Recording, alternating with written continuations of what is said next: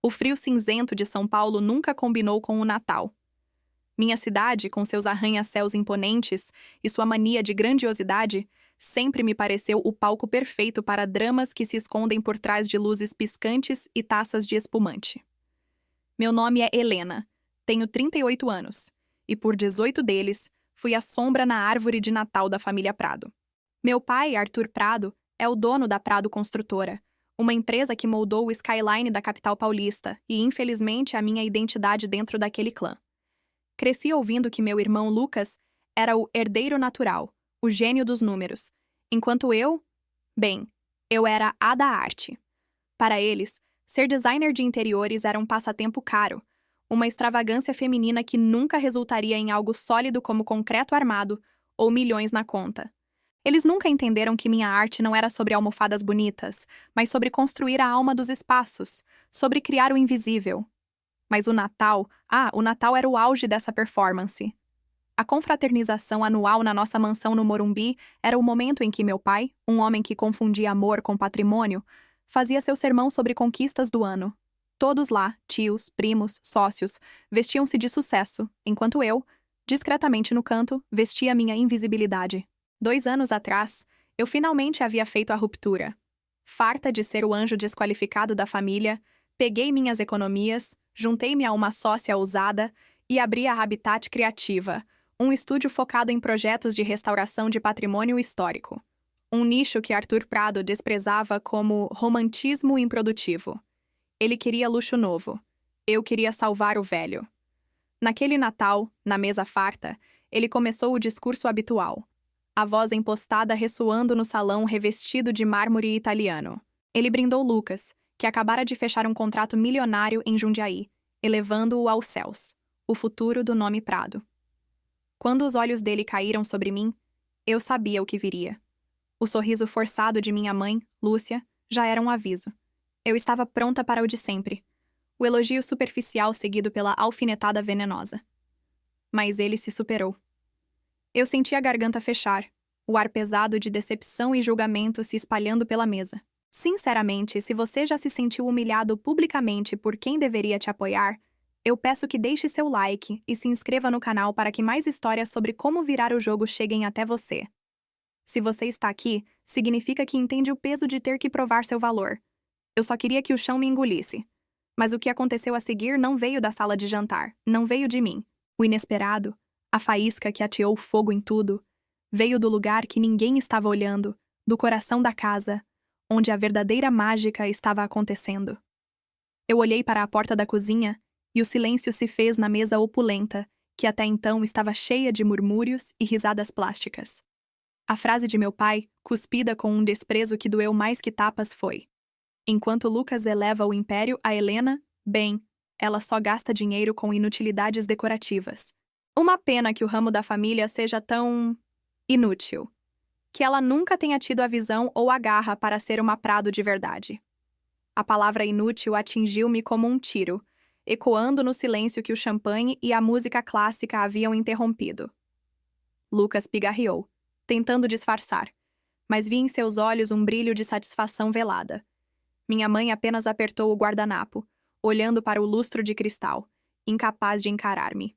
Eu respirei fundo, prestes a responder com a dignidade ferida de sempre, quando o cheiro inebriante, forte, complexo, de terra, especiarias, e algo que só se encontra na mais profunda tradição mineira, invadiu o salão. Era a resposta que não se falava.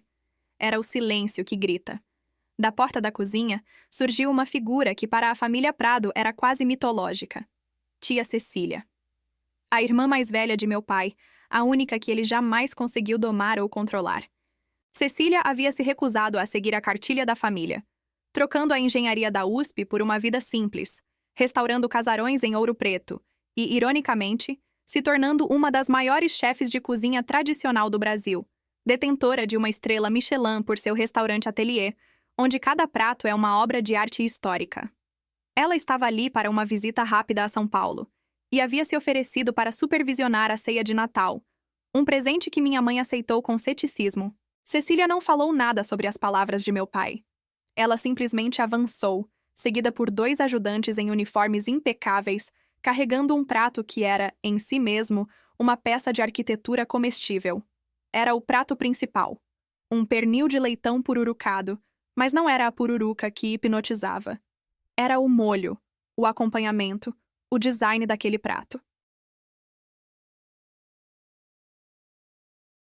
Ele estava servido sobre uma base que imitava o traçado das ruas barrocas de Ouro Preto, feito com farofa de milho e especiarias, com pequenas construções de couvert representando os casarões coloniais. Cada detalhe era uma homenagem. Cecília parou na cabeceira da mesa, de frente para meu pai, e com um sorriso que não alcançava os olhos, ela disse, com a calma mais perigosa que já ouvi: Arthur, meu irmão, espero que a sua ambição não tenha estragado o seu paladar. Este prato, veja bem, levou 72 horas para ser finalizado. Cada detalhe foi pensado para homenagear a história que você insiste em derrubar para construir o novo. É um trabalho de arte e paciência. Seus arquitetos constroem paredes. Eu construo memórias. E me diga, a sua construtora consegue construir algo assim, Arthur? Algo que alimente a alma e o corpo? Algo que seja absolutamente inútil, mas valioso por sua beleza e sua história? O impacto das palavras de tia Cecília foi sísmico. Meu pai, o magnata que nunca perdia o controle, engoliu em seco. Não por causa do pernil, que, confesso, estava divinamente aromático, mas pela estocada cirúrgica. Cecília havia usado a palavra inútil contra ele, dando-lhe um novo significado, transformando a arte em uma forma superior de valor. Cecília pegou uma fatia do pernil, colocou-a no prato de meu pai e continuou, sem quebrar o contato visual. Ah, e Arthur, eu quase esqueci. A Habitat Criativa, o estúdio de design da nossa inútil Helena, não está mais no nicho que você tanto despreza. A atenção de todos na mesa, que já estava em Cecília, voltou-se para mim, com uma intensidade que nunca havia experimentado. Meu coração batia no ritmo de um samba acelerado. Eles acabam de assinar o contrato de restauração e retrofit do edifício Martinelli em São Paulo. Um projeto que vale mais do que todos os apartamentos novos que sua construtora entregou este ano. O cliente, que é um fundo de investimento europeu que valoriza o patrimônio e não a novidade vazia, fez apenas uma exigência contratual. A chefe Cecília deverá criar e gerir o restaurante de alta gastronomia que será instalado no terraço do edifício, com total autonomia criativa. A sala explodiu em murmúrios. O Martinelli, o ícone arquitetônico de São Paulo, um dos projetos de restauração mais importantes da década. Meu pai empalideceu. O Martinelli havia sido um sonho dele por anos, um símbolo de poder que ele tentou comprar e reformar, mas o fundo de investimento o considerou muito agressivo e despersonalizado para o trabalho. Minha mãe, Lúcia, com a mão na boca, parecia ver um fantasma.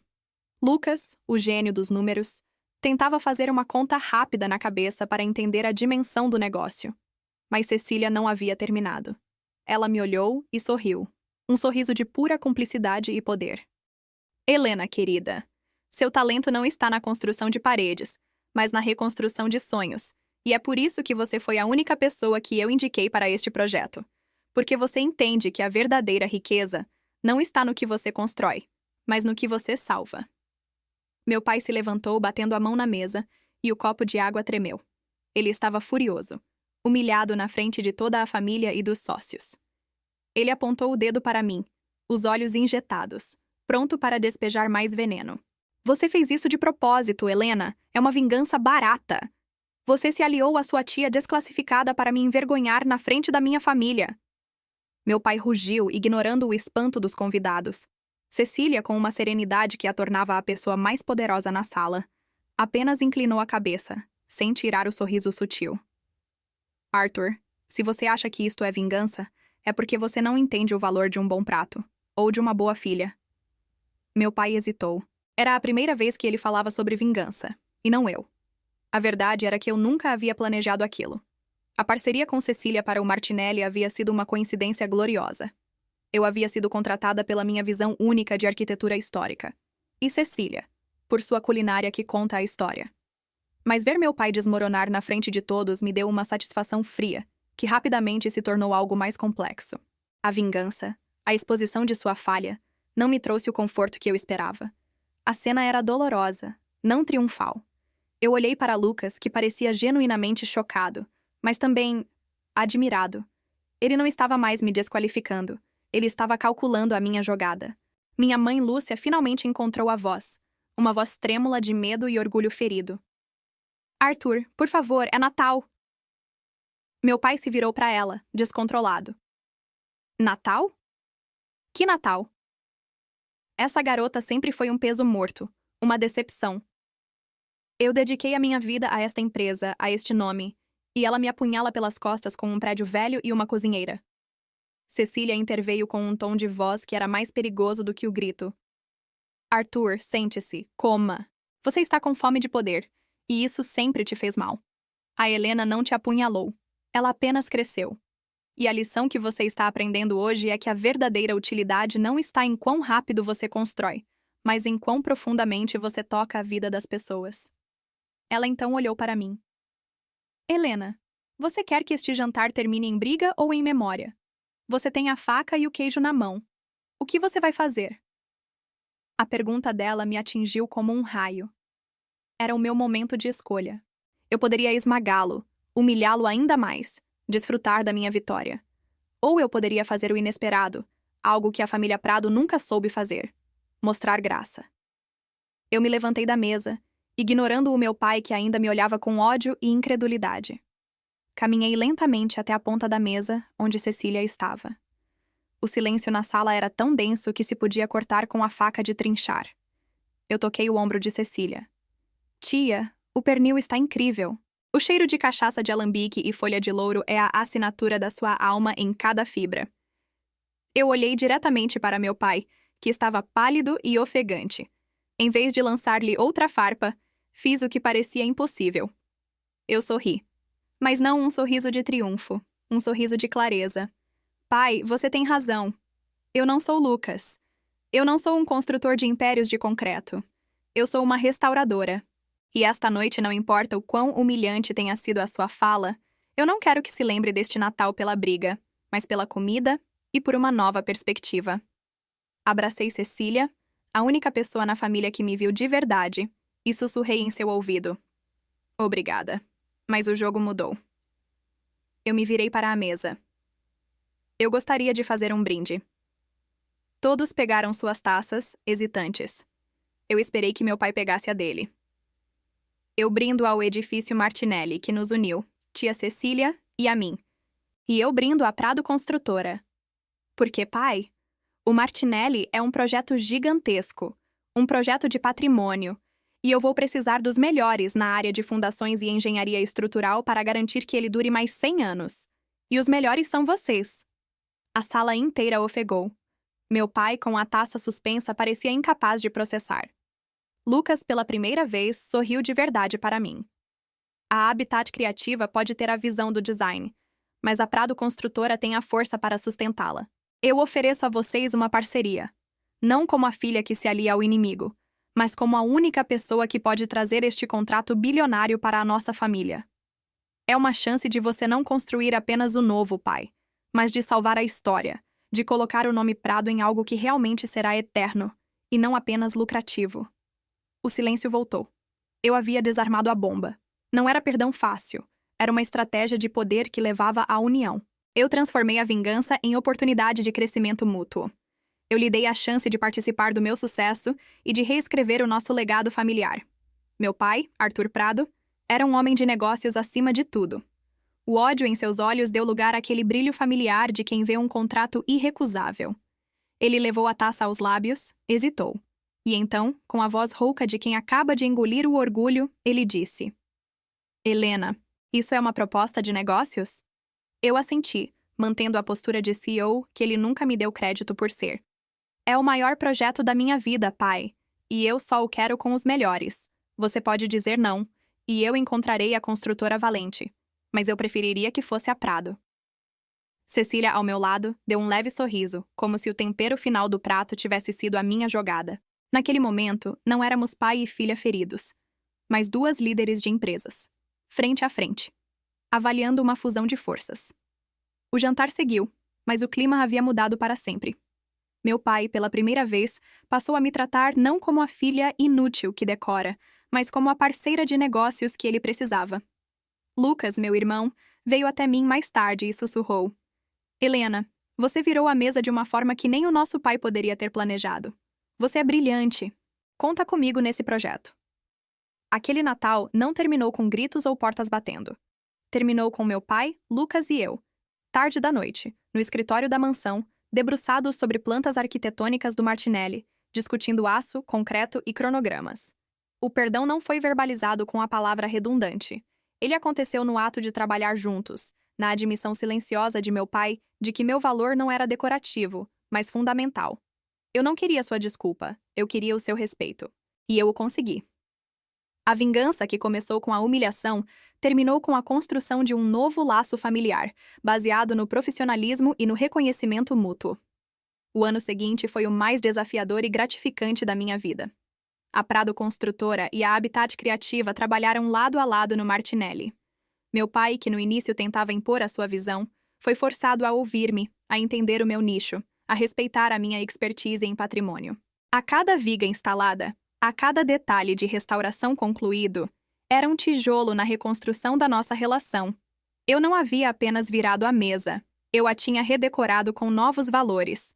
O restaurante de Cecília no terraço se tornou um sucesso estrondoso, um tributo à culinária brasileira autêntica e um símbolo de que o inútil pode ter um valor incomensurável. O Martinelli, revitalizado, virou um ponto turístico e um marco de inovação em São Paulo. Meu pai hoje me apresenta aos seus sócios como a minha parceira no Martinelli, a mulher que me ensinou que o passado tem futuro. Ele ainda é Arthur Prado, ainda é um empresário de pulso firme, mas há uma leveza nova em seus olhos, um reconhecimento de que o império não se constrói apenas com o que se derruba, mas com o que se salva. Minha mãe, Lúcia, passou a visitar meu estúdio com frequência, trazendo não críticas, mas sugestões e, o mais importante, carinho e orgulho. O Natal, agora, é diferente. É um jantar com história, sabor e respeito mútuo. Eu aprendi que a maior vingança contra a rejeição não é o sucesso solitário, mas sim criar uma situação em que o seu agressor precisa do seu sucesso. E o ato final de poder não é a destruição, mas a capacidade de transformar a ofensa em uma ponte para algo maior. E assim, eu, a inútil, me tornei a chave para o futuro do nome Prado. E o melhor de tudo, Cecília está sempre por perto, garantindo que o tempero de cada reunião de família nunca seja o ressentimento. E você? Se você estivesse na minha posição, teria optado pela destruição ou pela construção de um novo caminho? Me conte nos comentários como você teria virado essa mesa.